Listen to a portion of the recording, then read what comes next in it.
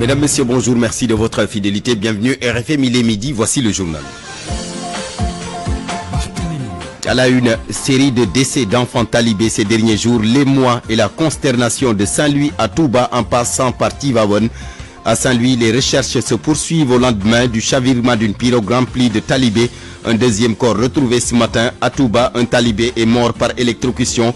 Puis à Tivaouane, la semaine dernière, 5 talibés ont trouvé la mort dans l'incendie de leur dara. Le drame a eu lieu à Keur Malamine. Une délégation de parlementaires était sur place, le maître coranique envoyé en prison. Affaire des 1000 milliards de francs CFA du fonds Force Covid-19, procès Mansour Faye Aminata Touré. Verdict ce matin, l'ancienne première ministre relaxée des faits de diffamation. Son avocat se réjouit. Le droit a été dit, estime maître Moussa Sarr. Circulation des personnes et des biens sur la transgambienne. Les Gambiens ont bloqué le trafic à la frontière depuis ce matin. Tous les véhicules immatriculés au Sénégal interdits de traverser. Les Gambiens disent avoir réagi à la décision suite à la décision des Sénégalais qui les empêche de circuler à Keur Aïb. Dissolution de l'Assemblée nationale, le débat fait rage dans le landerneau politique. Sanou John, député non inscrit, il n'est pas contre, mais il demande au chef de l'État de ne pas le faire avant la session budgétaire qui débute au mois d'octobre. Il justifie sa demande dans ce journal. À suivre le journal international, le sport, la revue de la presse, et puis le journal des Jeux Olympiques, ce sera avec Soda Thiam.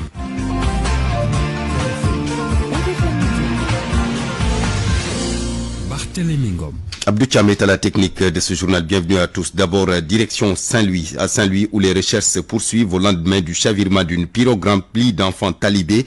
Ils avaient quitté Gohombath pour rejoindre Darou. Un deuxième corps a été retrouvé ce matin. Là-dessus, nous écoutons le capitaine Ibrahim Kamara, commandant de la 51e compagnie des sapeurs-pompiers de Saint-Louis, au micro d'Ousseynou Diop. L'après-midi du mercredi à 19h environ, on a été alerté par un chavirement de pirogue ayant à son bord une dizaine d'enfants de sexe masculin et féminin. Maintenant, sur les lieux, nous avons trouvé 2 noyés. Après plusieurs recherches, donc nous avons pu repêcher une victime de sexe féminin âgée de 7 ans environ. Et l'autre victime a échoué ce matin vers les coups de 7h30.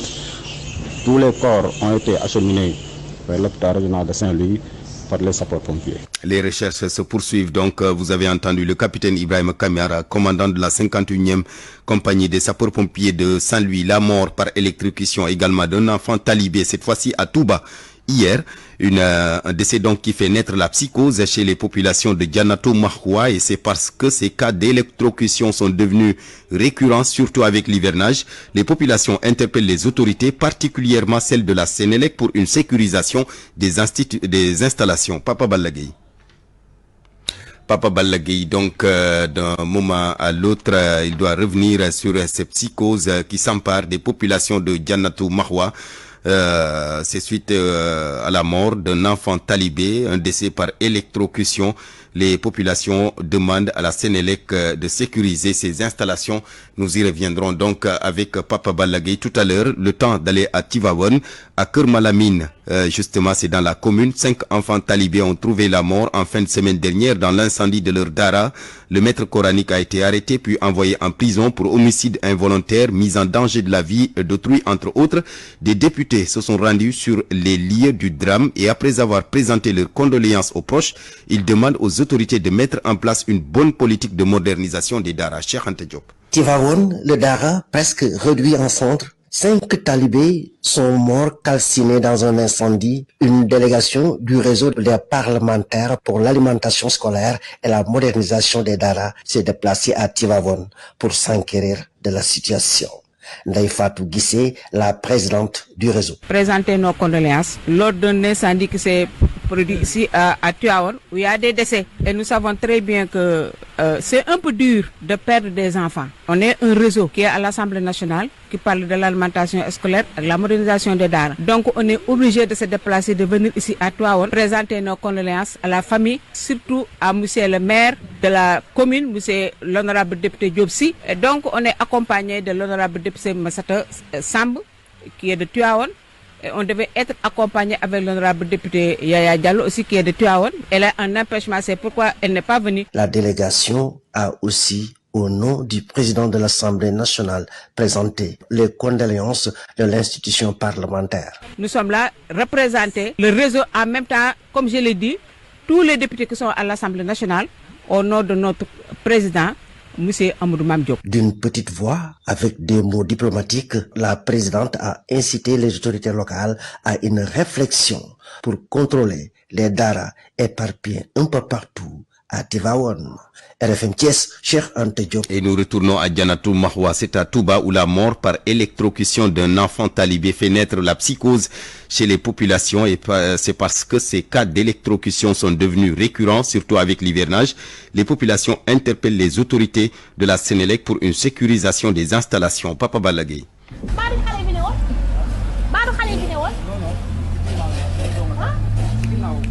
Le décès par électrocution du jeune talibé au quartier Djanatou Mahwa reste sur les lèvres quelques heures après le drame. Dans le quartier, la peur habite les populations avec les enfants qui jouent tout autour des flaques d'eau. Baïndiagadja exprime ses inquiétudes.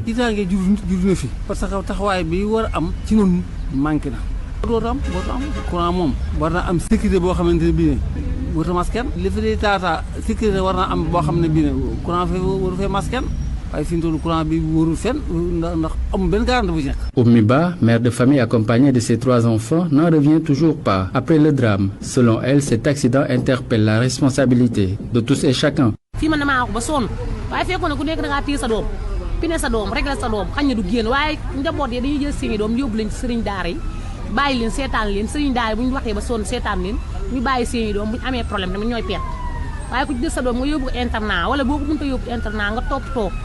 bu nekkee daara nga xool ci lu mu ne bu taw yu mel nii ñooy pet waaye ku ci des sa doom nga yóbbu ko internat wala boo ko mënta yóbbu internat nga toppatoo bu nekkee daara nga xool ci lu mu ne bu taw yu mel nii ñëwee nga génn saytu sa doom waaye ñoom seen yoon taw yu amee xale yi nekk fii taxawaay nga tëdd sa lal place cuuraay ba sa doom xamoo ci lu mu ne problème ñëwee yow mi yàq patokura yëpp a ngi fi am na yu baax am na yu baaxu. Les rues ruelles occupées par les eaux, les usagers sont obligés de passer aux abords des poteaux électriques ou murs, déplore Moustapha Fall. Courant bi nga xam ne si ne moom sécurité amut parce que tey ji bu tawoon nii rek pour ngay jaar nii ci côté poto lampe yi da ngay tiit maanaam doo am feneen foo jaar ndax poto lampe yi dafa jege yoon yi loolu tamit bokk na ci li nga xam ne si ne moo gën a metti ci dëkk bi.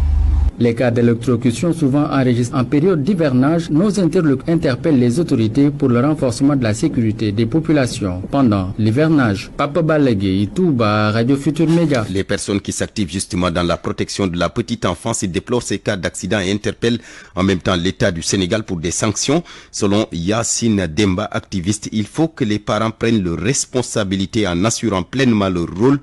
Yacine Demba au téléphone avec Salimata Aou. Il n'y a pas beaucoup de sanctions allant dans ce sens. Ce qui fait que, en ces périodes de vacances, c'est très compliqué. Nous entendons énormément d'accidents qui se font par noyade. On peut aussi noter le chavirement de pirogue à Saint-Louis. Il y a aussi l'incendie qu'il y a eu à Tivaouane. Et c'est tout le temps comme ça. On en parle que quand il y a un problème et après il n'y a pas de sévèrement. Alors je lance un appel au gouvernement du Sénégal de prendre des mesures par rapport à la protection de l'enfance, mais aussi de faire le maximum de sensibilisation pour les parents afin qu'ils puissent prendre réellement conscience des dangers qui pèsent sur les enfants. Pour l'État, il faudra vraiment prendre en compte par rapport à l'éducation, inclure des normes sanitaires et des normes tout court dans les écoles coraniques et vraiment de prendre des mesures par rapport à la protection de l'enfance, de les vulgariser et de vraiment sensibiliser et les parents et tous les acteurs qui interviennent dans le processus des enfants, de l'enfance, que ce soit à l'école, que ce soit les tuteurs. Yacine Demba, activiste militante pour la cause de l'enfant, midi 9 minutes. RFM, fréquente modulation, 94.0, la radio en puissance. Procès Aminata Touré, Mansour Faye, le verdict est tombé ce matin. L'ancienne premier ministre a été relaxé purement et simplement des faits de diffamation plutôt, qui lui étaient reprochés.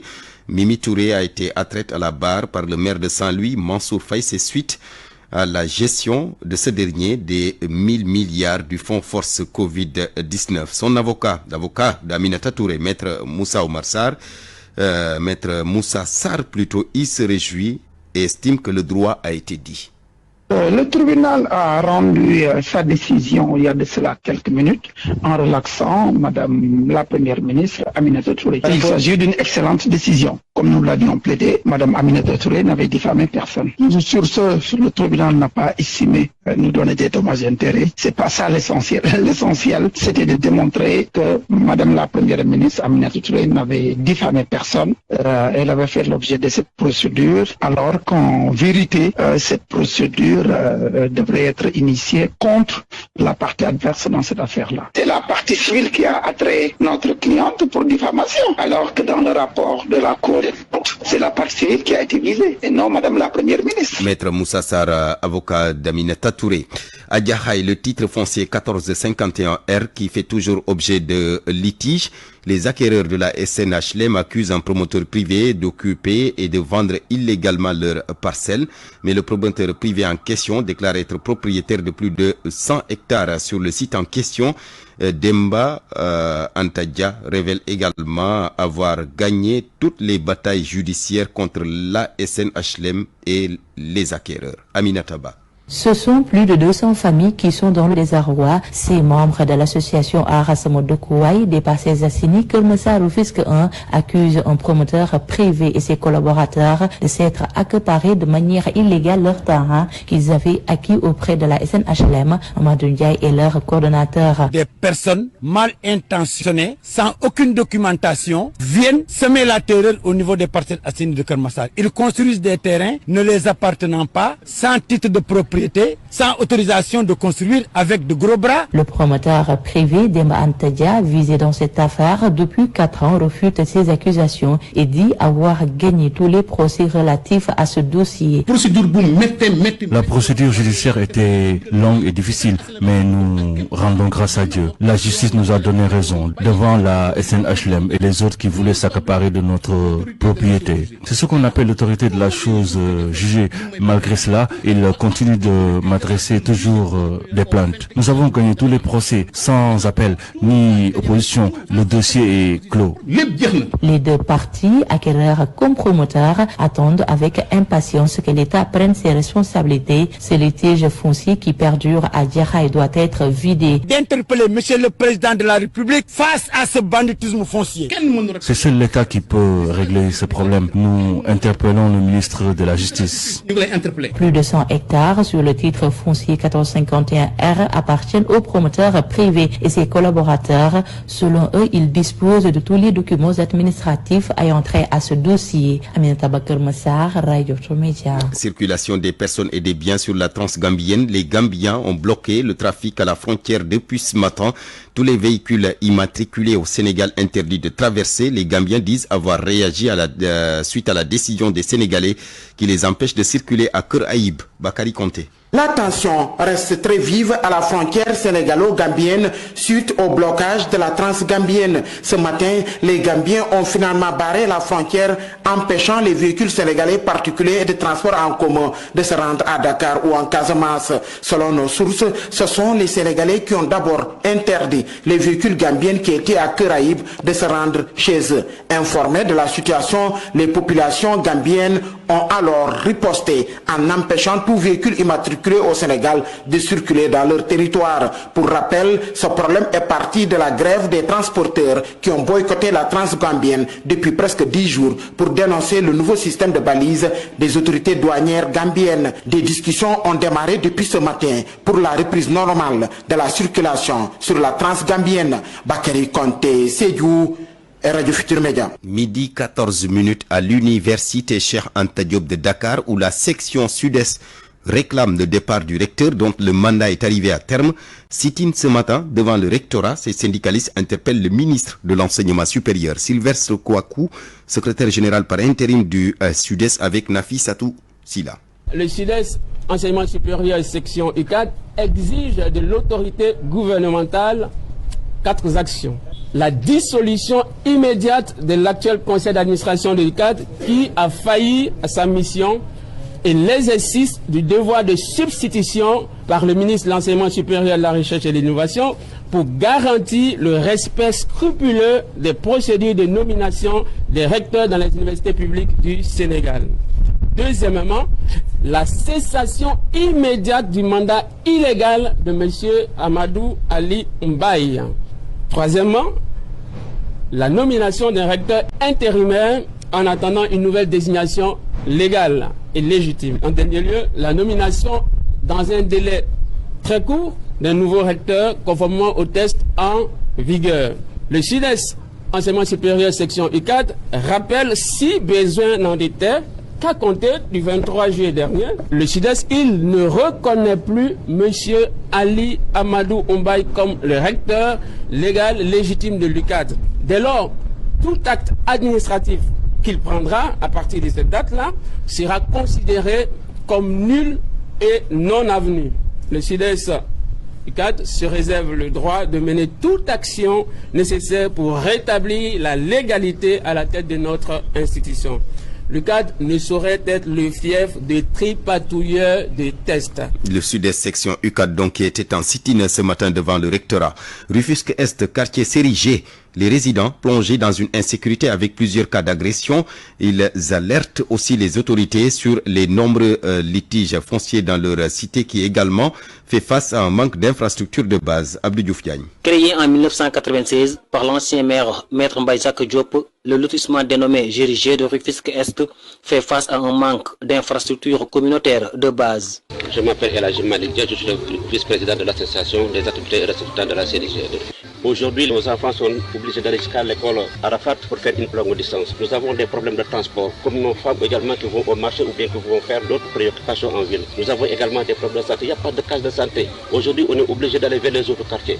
Pourtant, au niveau du lotissement qu'avait fait Benjamin, tous ces équipements-là étaient prévus. Les litiges fonciers sont fréquents dans cette partie de Rufisque très convoitée par des promoteurs immobiliers. Ils viennent souvent avec des baux de complaisance selon les résidents.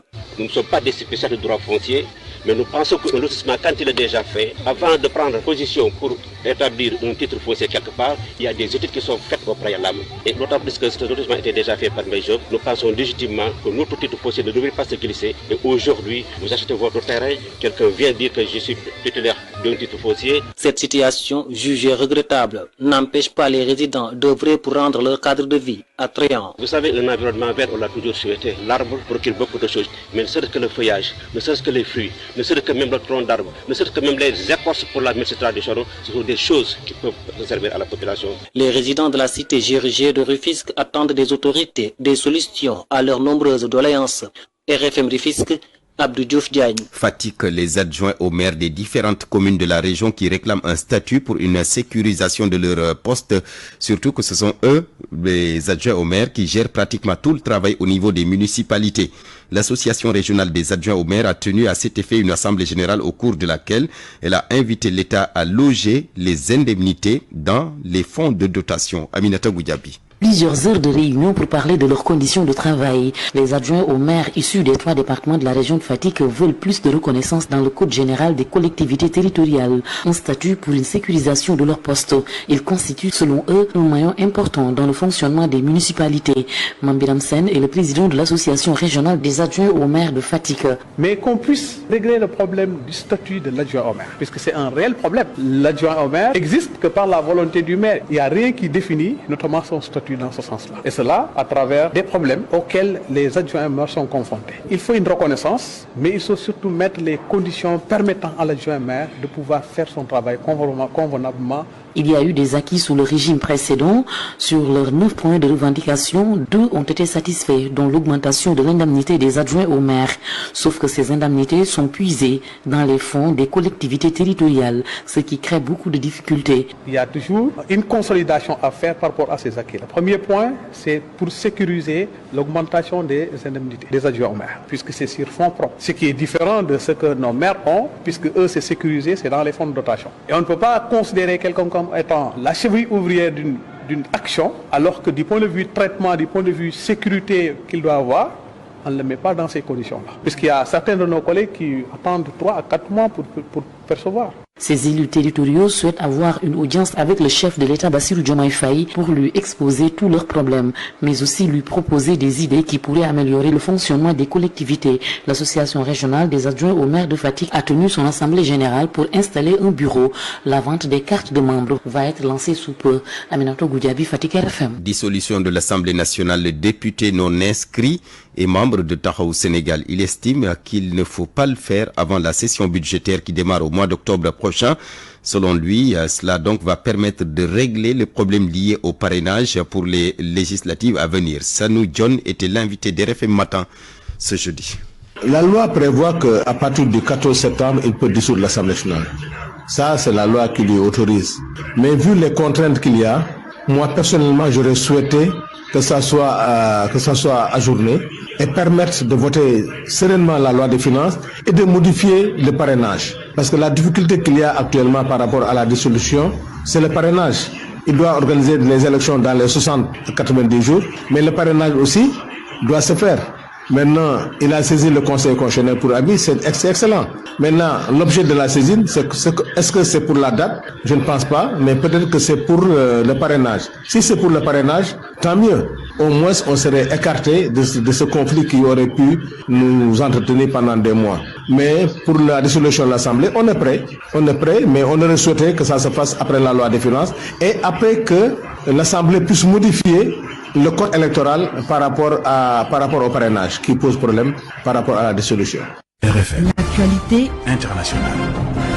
Bienvenue Georges Déthié-Diop. Merci Barthélémy Ngom. Direction le Nigeria d'abord, où des Polonais ont été arrêtés pour avoir arboré des drapeaux russes. Une annonce des autorités nigérianes et polonaises. Ils sont au nombre de 7 interpellés lors des manifestations contre les difficultés économiques dans le pays.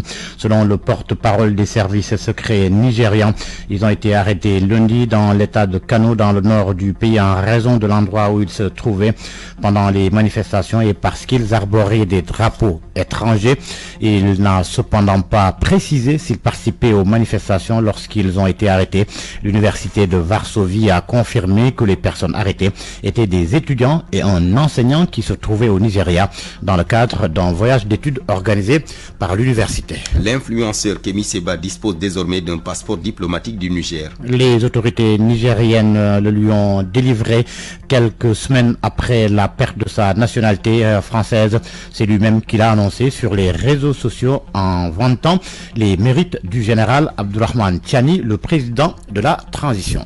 Tunisie, limogeage hier du Premier ministre Ahmed Achani. Limogeage sans explication officielle qui intervient à quelques mois de l'élection présidentielle. Il avait publié dans la journée d'hier un communiqué sur des réunions au siège du gouvernement, notamment sur la situation difficile des transports publics.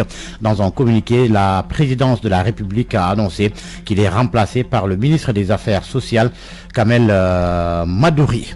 Le pape François qui renouvelle son appel à la paix au Moyen-Orient, c'était hier lors de l'audience générale au Vatican.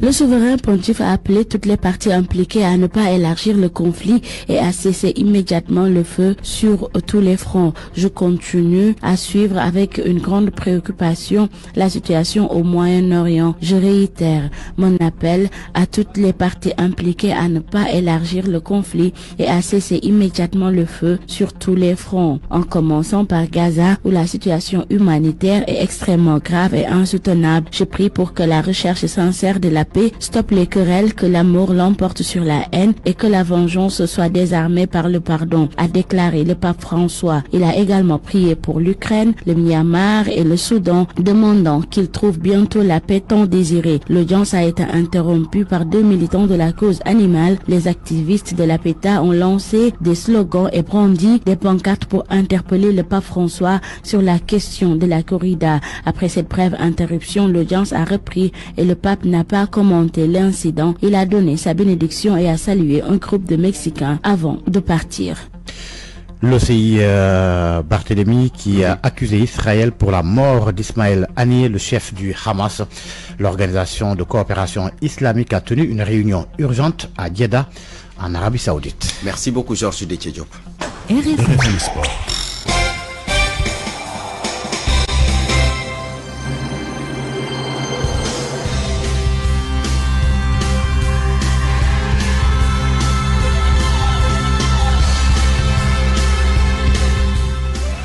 Le sport avec Malal Diagne Junior. Bonjour Diagne.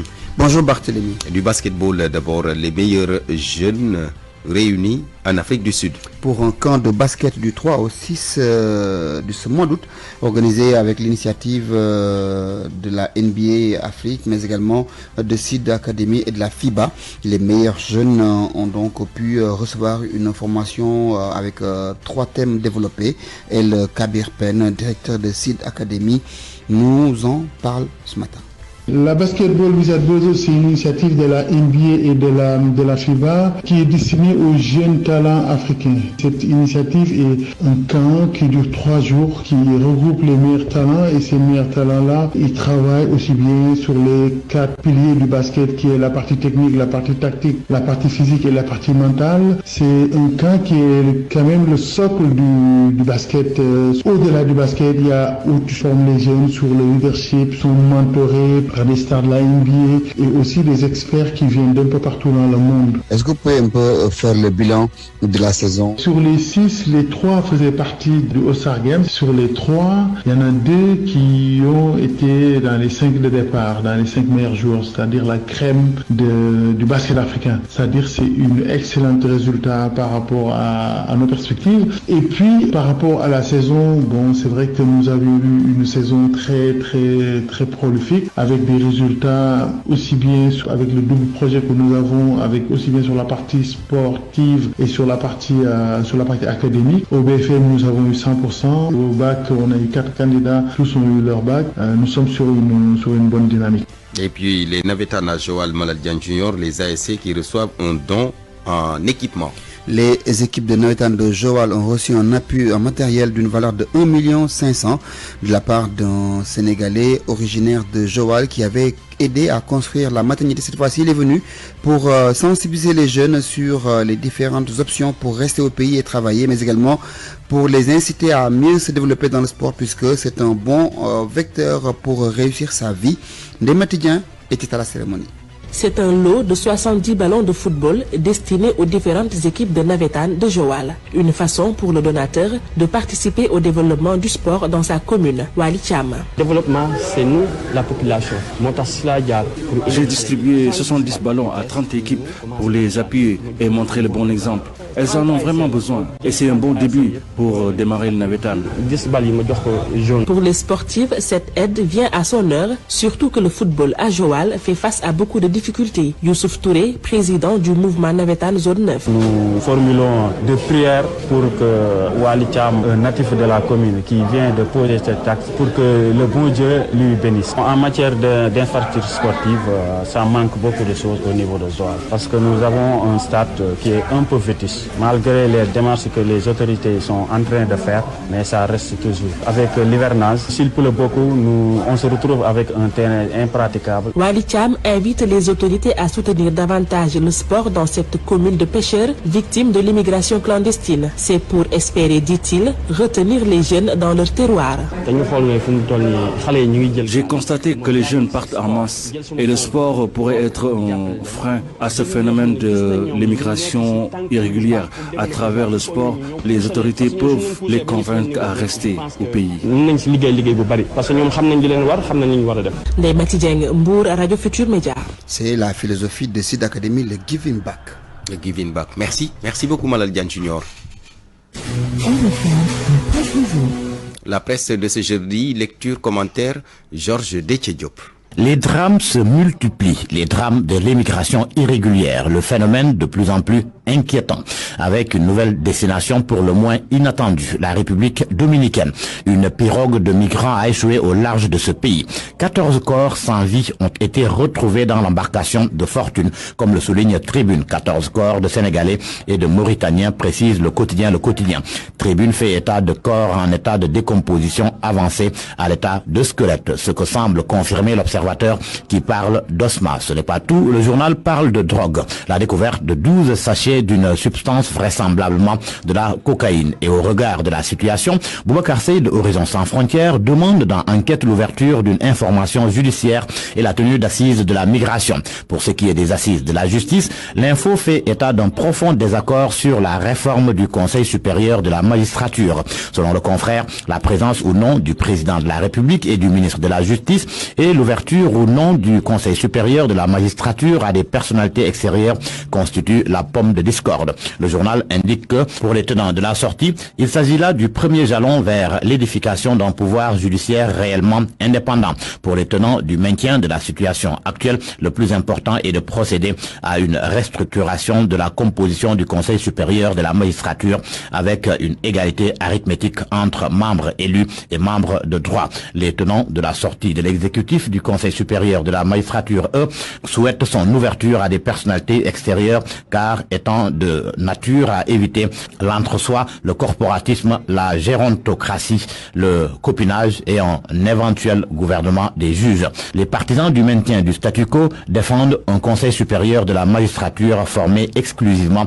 de magistrats, excepté la présence du président de la République et du garde des Sceaux du fait de la particularité de la carrière des magistrats. Les échos du Conseil des ministres hier, Vox Populi en donne un jeu de chaises musicales chez les gouverneurs, préfets et sous-préfets. Selon le journal, Bassirou Diomaye Faye a chamboulé l'administration territoriale. 9 gouverneurs sur 14 bougent. Al-Hassan Sall de Dakar, muté à Saint-Louis. D'autres nominations ont été notées lors de la réunion hebdomadaire du Conseil des ministres. L'AS s'arrête sur celle de Kilifa, Nitdoff et Modignan à la tête de conseil d'administration de société. Des nominations de proches ou militants. Du coup, l'AS qui ironise s'exclame la rupture en marche. Pendant ce temps, Besbi le jour s'intéresse aux élections législatives et locales. Enjeu d'un couplage, c'est le titre qui barre la une du journal ce matin. Une bonne partie de la société civile pour une rationalisation du calendrier électoral. Le journal rappelle les propos de Macky Sall en juin 2023. J'ai organisé 11 élections en 11 ans. Ça n'a pas de sens et ça nous coûte cher.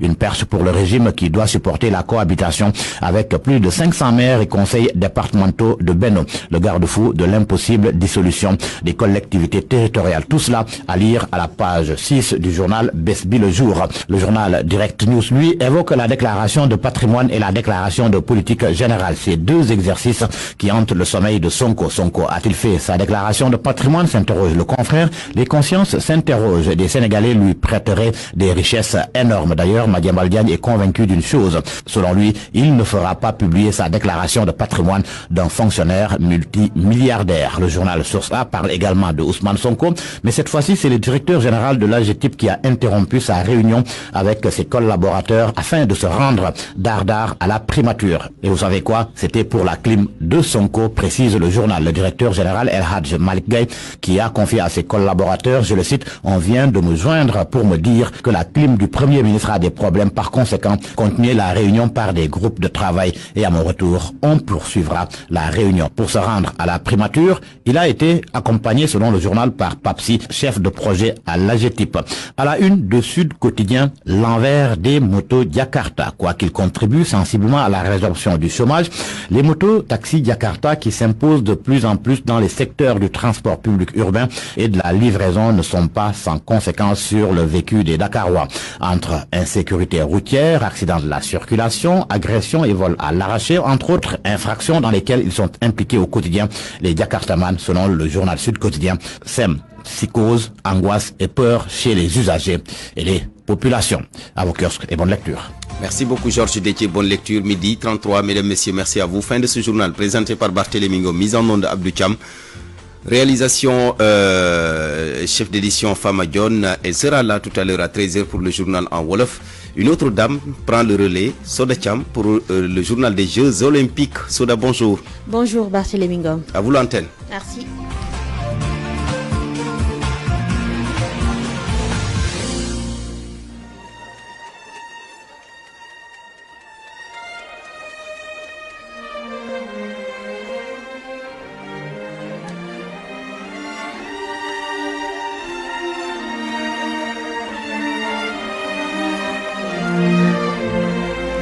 Merci à Barthélémy Ngom. Bonjour et bienvenue à ce 14e numéro du journal des Jeux Olympiques Paris 2024.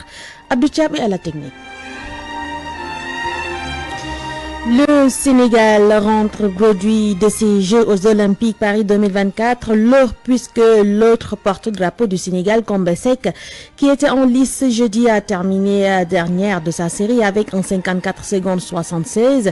Elle est passée par les quarts de finale, mais malheureusement, elle termine 7e avec un 53-82. Ainsi donc, Combesec n'a pas pu atteindre les demi-finales en canoë monoplace sur 200 mètres, donc éliminé. Alors, le Sénégal devra encore se contenter de la médaille de bronze de Amadou Djaba. Hier, Louis-François Mendy, l'autre porte-drapeau, a été éliminé en demi-finale du 110 mètres et en terminant 11e du classement général. L'athlète sénégalais, très remonté contre les autorités, exige plus de considération de la part de l'État. Voyons tout cela avec Cherti Diagne. Le goût amer de l'élimination aux portes de la finale. Lui, François Mendy, qui en réalité était la principale chance de médaille du Sénégal, n'a pas franchi les demi-finales hier face à des concurrents mieux préparés que lui, assène-t-il d'emblée. Dans son compte Instagram, le champion d'Afrique en titre tape sur les autorités de son pays qui ne l'ont pas soutenu, crie-t-il. Pas d'assistance financière, pas de bonne préparation pour espérer quoi que ce soit, a dit Louis-François Mendy. Le rêve interrompu, Louis-François Mendy règle ses comptes à sa façon, je le cite, « J'avais pas les moyens que je voulais pour aller en finale, normal que je m'arrête en demi-finale. » Il exige plus de considération envers les athlètes qui semblent être les parents pauvres du sport sénégalais. A précisé qu'à la veille des Jeux Olympiques, Louis-François Mendy avait utilisé le même procédé pour demander de l'assistance. Ce n'est qu'après qu'il a reçu au même titre que les autres athlètes sénégalais 11 millions de francs CFA comme prime, alors qu'il en demandait beaucoup plus depuis bien des années pour préparer les Jeux Olympiques de la jeunesse. Clairement, sa nouvelle sortie va faire couler beaucoup de salive. Venons-en au sport collectif avec le football. On joue la 3e place ce jeudi. Ce sera entre l'Égypte et le Maroc à 15h. Les deux équipes vont tenter de décrocher la médaille de bronze. La grande finale est prévue demain entre la France et l'Espagne. Basketball, on joue aujourd'hui les demi-finales chez les messieurs. Ce jeudi, France va rencontrer l'Allemagne, les États-Unis face à la Serbie. Chez les dames, les demi-finales vont se jouer demain, vendredi. L'équipe des États-Unis qui a éliminé hier le Nigeria aura l'Australie et la France fera face à la Belgique. Pour le handball, les demi-finales chez les dames se jouent également ce jeudi avec Suède, France, Norvège, Danemark. Chez les messieurs, ce sera pour demain avec Allemagne, Espagne, Slovénie, Danemark. Les autres actualités concernant toujours ces Jeux Olympiques Paris 2024, c'est avec Salimata Aoua. Nouvel épisode dans la guerre des mots entre la Chine et les États-Unis. L'agence chinoise antidopage a affirmé qu'il y avait des raisons de penser qu'il y a un problème de dopage systémique dans le milieu de l'athlétisme aux États-Unis. Jeudi, dans un communiqué qui intervient le jour de la finale du 200 mètres des JO de Paris que disputera notamment l'Américain Erinion Knighton, le sprinter double médaille d'or sur 200 mètres contrôlé positif à un stéroïde anabolisant le 26 mars 2024 a été blanchi par l'agence antidopage américaine, retenant une contamination alimentaire prétendant à la médaille d'or sur le 3000 mètres des Jeux olympiques. La Mecha Dilma a lourdement chuté après avoir touché une barrière hier. Évacué sur une civière et transporté dans un hôpital, l'Éthiopien est conscient et récupère. Coup de tonnerre au Stade de France, le relais jamaïcain du 4x100 mètres homme n'est pas parvenu à se qualifier pour la finale. C'est la première fois que les médaillés d'or de Londres 2012 et Rio 2016 ne disputeront pas la finale depuis Athènes 2004. Athlète exubérante, Raven Sanders a encore marqué les qualifications du lancer-poids en participant avec un masque noir. Vice-championne olympique à Tokyo, suspendue 18 mois avant les JO de Paris 2024, elle est engagée pour de multiples causes. Cette fois, le masque était complètement noir, ne faisant ressortir que ses lunettes aux touches dorées et sa teinture mi-violette, mi-verte. Vice-championne olympique avec à Tokyo un masque du Joker, elle est fidèle à sa réputation. Son objectif, rendre le lancer de poids cool de nouveau, disait Sanders il y a quelques années. Tout dans son look est donc réfléchi. Ce jeudi, elle arborait aussi des faux ongles particulièrement longs aux couleurs des États-Unis. Ça ne l'a pas empêché de se qualifier pour la finale avec un jet à 18,62 mètres, le 7e des qualifications. Au classement des médailles, les États-Unis supplantent à la tête du classement la Chine avec un total de 27 médailles en or contre 25. La France, elle, arrive à la 4e place avec 13 médailles en or. Le Kenya reste en tête des nations africaines avec un total de 5 médailles, dont une en or. Venons-en aux faits marquants des JO. À l'occasion donc de ces JO Paris 2024, le sport olympique a hérité de 4 disciplines additionnelles: le surf, l'escalade, le skateboard. Déjà présent lors des JO de Tokyo, figure ainsi au programme, mais ce sera une première pour le break qui s'ajoute à la liste des spécialités. Plus de détails avec Pape Malick Diaw. Dans les rues de Paris, le monde s'éveille. Cette année, ce sont 4 nouveaux sports qui sont venus s'ajouter aux disciplines déjà présentes dans les éditions précédentes. Sous le ciel bleu, nos cœurs battent à l'unisson. Venez tous à Paris danser. D'abord, le breakdance. La définition est toute simple. Une piste, un DJ et 2 danseurs qui s'affrontent. À Paris, il y a un tournoi masculin avec 16 b-boys et un tournoi féminin avec 16 big girls. Les danseurs doivent surtout s'adapter et pouvoir improviser sur des musiques comme le funk ou le hip-hop.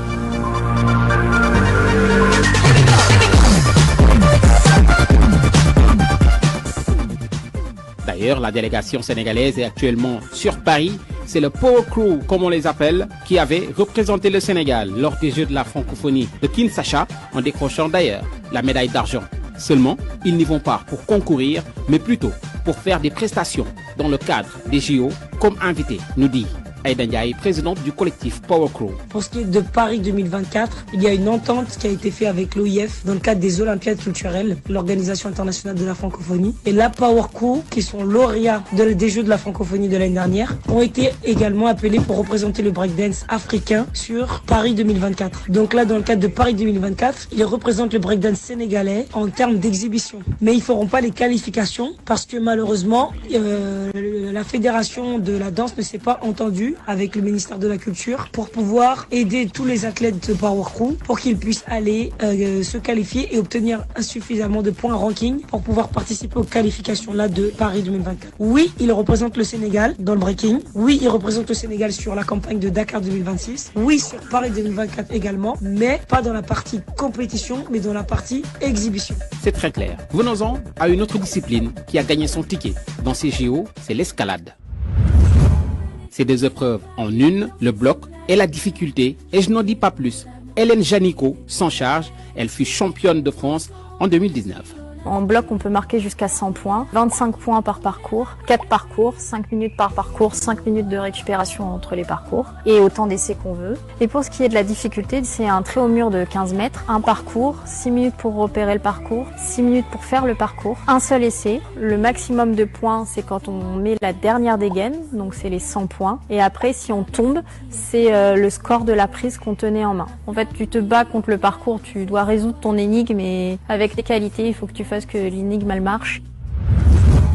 Le skateboard, à présent, c'est également une des nouvelles disciplines de ces JO. Le terme skateboard désigne à la fois l'objet et un sport qui consiste à se tenir debout ou accroupi sur une planche munie de roulettes pour justement se déplacer à vitesse rapide et exécuter des figures telles que des sauts. C'est beau, mais parfois, on y laisse également quelques dents.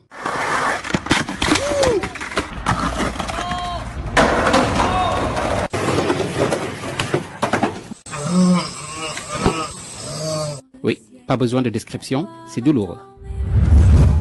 Et le surf, pour terminer, abréviation en anglais surf riding chevauché, consistant à se maintenir en équilibre sur une planche portée par une vague déferlante, une discipline qui n'est pas donnée à tout le monde. Et vous noterez que ces sports additionnels proposés par Paris 2024 se veulent tout simplement être plus proches de la jeunesse et plus 2.0, comme on dit, ou moderne en d'autres termes.